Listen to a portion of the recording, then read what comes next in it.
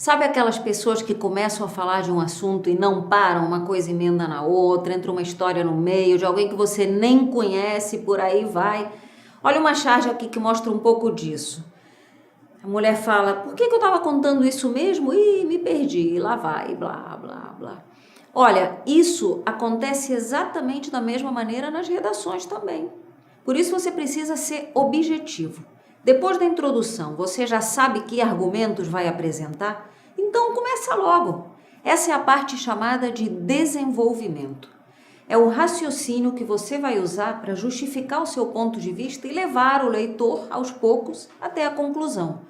Se fosse num julgamento, nós diríamos que essa é a parte em que o advogado de defesa ou de acusação se pronunciam para argumentar sobre aquela tese de culpado ou inocente.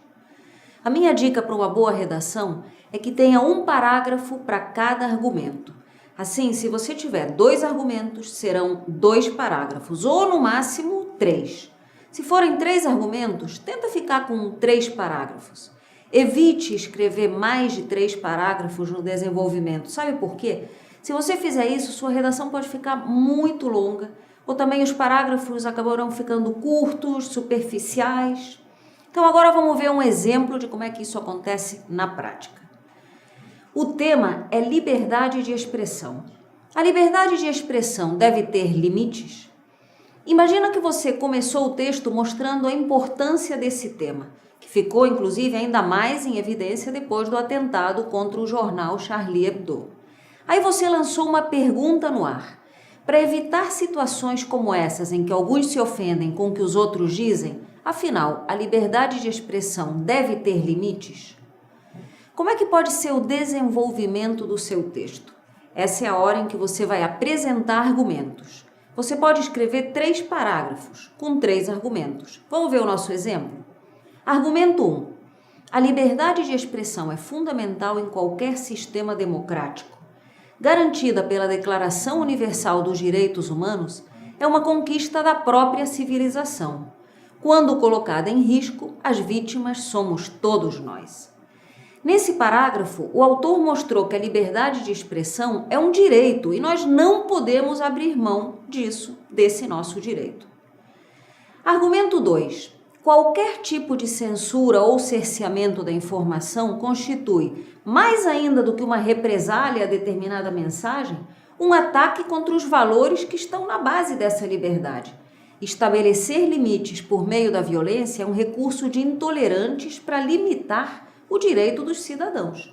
Como já diziam os jovens franceses no movimento de 1968, é proibido proibir. Com esse parágrafo, o que o autor fez? Nesse parágrafo, o autor reforçou o que ele já tinha dito. Olha que estratégia interessante ele usou. Citando um lema conhecido, proibido proibir, lembra que o Caetano Veloso fez até uma música que se chama assim? O autor mostrou que ele tem conhecimento de história. Ele não está falando só daqui do Caetano Veloso, ele está falando lá da origem desse lema, lá na França em 1968. Ponto para o autor, o avaliador vai gostar disso. Argumento 3. Posto isso, não podemos deixar de notar que os próprios documentos da ONU mencionam que a liberdade de expressão não dá direito a incitar a guerra, o preconceito ou o ódio por motivos religiosos, e aqueles que o fizerem estarão sujeitos às penas da lei. Ora, se não pode haver censura prévia, por outro lado, há sempre responsabilidades posteriores pelo que se diz. Essa fronteira é fundamental para garantir o respeito pelos outros. Esse terceiro parágrafo fechou muito bem a argumentação, porque ele mostra justamente o outro lado da questão. Não se pode censurar, ok. Mas, por outro lado, as pessoas precisam ser responsáveis pelo que dizem. E se tiver ofensa, calúnia, difamação, a pessoa pode ter que responder juridicamente. Com esse parágrafo, o autor mostrou que ele vê o problema de uma maneira global. Por um lado isso, por outro aquilo. Mas como ter conteúdo para fazer isso? Precisa ler muito, estar por dentro dessas questões polêmicas, para que você sempre tenha um pensamento abrangente, não limitado, de cada questão.